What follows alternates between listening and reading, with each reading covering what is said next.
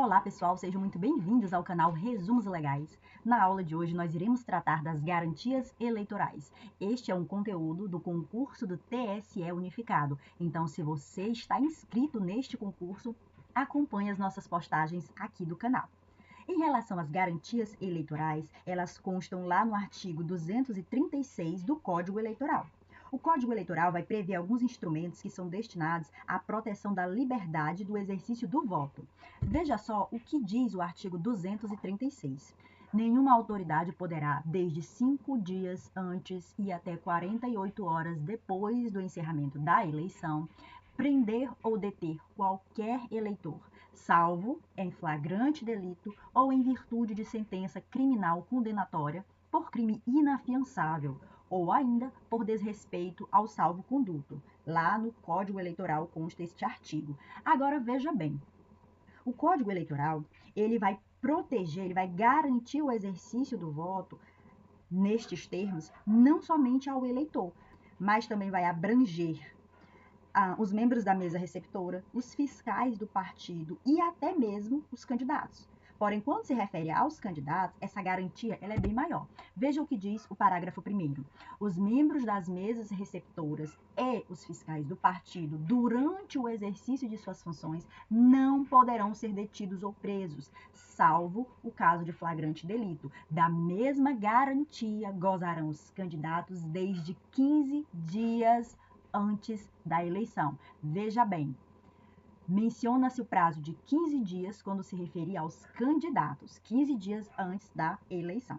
Quando ocorreu um caso de uma prisão, conforme o que nós acabamos de ver aqui no artigo 236, salvo em flagrante delito ou em virtude de sentença criminal condenatória por crime inafiançável ou ainda por desrespeito ao salvo-conduto, caso aconteça uma prisão nestes termos, veja só o que diz o parágrafo 2º. Ocorrendo qualquer prisão, o preso será imediatamente conduzido à presença do juiz competente que, se verificar a ilegalidade da detenção, a relaxará e promoverá a responsabilidade do coator. Agora veja só o que diz o nosso próximo tópico. Também a garantia contra a prática de ilícitos eleitorais que possam interferir na vontade do eleitor.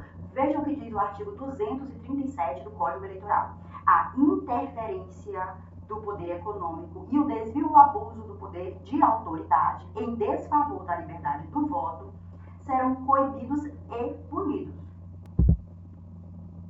Então perceba aqui que o artigo diz que eles serão coibidos e punidos. Mas como coibir? Como punir? Então veja bem, no caso do abuso econômico, abuso do poder econômico, poderá ser proposta uma ação de investigação judicial eleitoral perante a Justiça Eleitoral para coibir a prática e punir quem praticou. Além disso, a Constituição prevê a ação de impugnação de mandato eletivo, que tem como finalidade, dentre outras coisas, a perda do mandato de quem praticou o abuso de poder econômico. Agora veja o que diz o artigo 237, parágrafo 1º do Código Eleitoral. O eleitor é parte legítima para denunciar os culpados e promover-lhes a responsabilidade, e a nenhum servidor público, inclusive de autarquia, de entidade paraestatal e de sociedade de economia mista, será lícito negar ou retardar ato de ofício tendente a esse fim, lá no Código Eleitoral. Eu quero chamar a atenção para um detalhe. Segundo o Tribunal Superior Eleitoral, o eleitor não tem legitimidade nem para o AIJE, nem para o AIME. Voltando aqui para que vocês relembrem as siglas. AIJE, Ação de Investigação Judicial Eleitoral, e AIME, Ação de Impugnação de Mandato Eletivo. Então, segundo o TSE, o eleitor não tem legitimidade para tanto. O que ocorre, então? Qual é o entendimento atual? Compreende-se que o artigo 22 da Lei Complementar 64 de 1990, que é a Lei das Inelegibilidades, revogou em partes este artigo.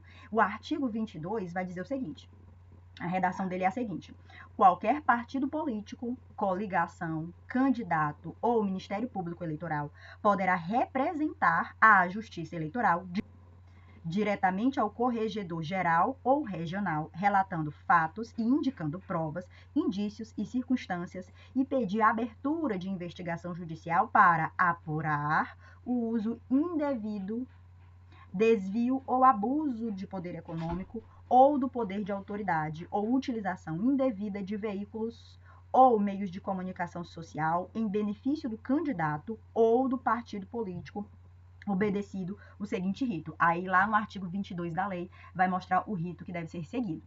Então vamos lá. Segundo o Tribunal Superior Eleitoral, o eleitor não tem legitimidade nem para o AIJE, nem para o AIME, porque compreende-se que o artigo 22 da Lei das Inelegibilidades revogou em parte o artigo 237, que dizia que o eleitor era parte legítima.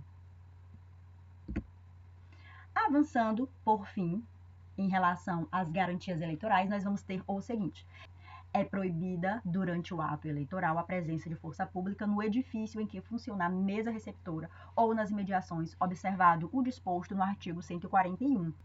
Então, a força policial deve estar presente a pelo menos 100 metros de distância do local de votação. Finalizamos por aqui. Muito obrigada por assistir ao vídeo. Inscreva-se no canal e até a próxima.